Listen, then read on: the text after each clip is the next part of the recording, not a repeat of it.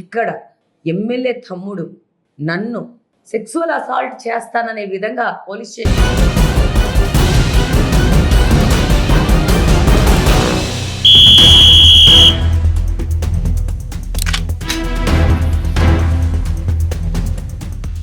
మాజీ deputy CM Amjad బాషా సోదరుడు అహ్మద్ బాషాను పోలీసులు అరెస్టు చేశారు.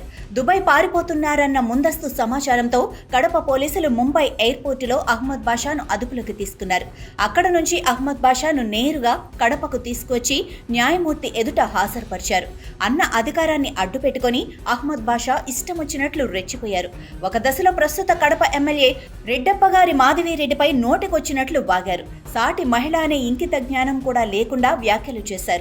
అలాగే జమీల్ అనే వ్యక్తిపై దాడి చేసి తీవ్రంగా గాయపరిచారు. దీనిపై అప్పట్లోనే పోలీసులకు ఫిర్యాదు చేసినా ఎలాంటి చర్యలు తీసుకోలేదు. అయితే తాము అధికారంలోకి వచ్చిన వెంటనే అహ్మద్ అరెస్టు ఖాయమని అప్పుడే మాధవిరెడ్డి క్లారిటీ ఇచ్చారు. ఎన్నికల ముందు వరకు నోటికి వచ్చినట్లు వ్యాఖ్యలు చేశారు అహ్మద్ బాషా. ఎన్నో భూ కబ్జాలు కూడా చేశారు. భూ వివాదాల పరిష్కారం పేరుతో, సెటిల్మెంట్ పేరుతో దాడులకు తెగబడ్డారు.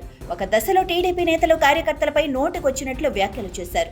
ఇక ఎన్నికలప్పుడు కూడా మొత్తం హిందువులని కించపరిచేలా అసభ్యకరమైన వ్యాఖ్యలు చేశారు. మహిళల పట్ల తొలి నుంచి చులకన భావం ఉన్న అహ్మద్ బాషా ఓ ఎమ్మెల్యే అభ్యర్థిపై అతి నీచమైన కామెంట్స్ చేశారు.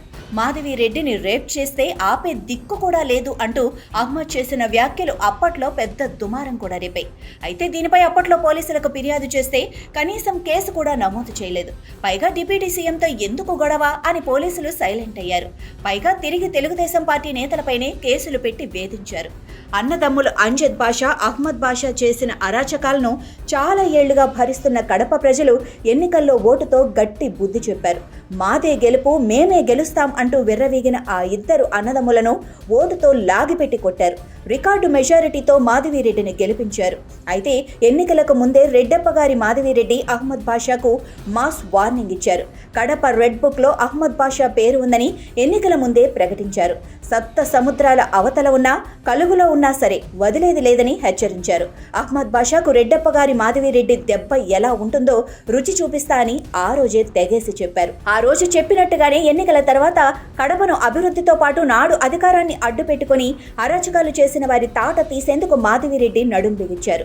మాధవిరెడ్డి గెలవటంతో ఒక్కసారిగా భయపడిపోయిన అహ్మద్ బాషా దుబాయ్ పారిపోయాడు.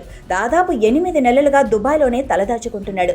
రంజాన్ పండుగ సందర్భంగా ఇండియా వచ్చిన అహ్మద్ రహస్యంగా కుటుంబ సభ్యులతో కలిసి పండుగ చేసుకున్నారు.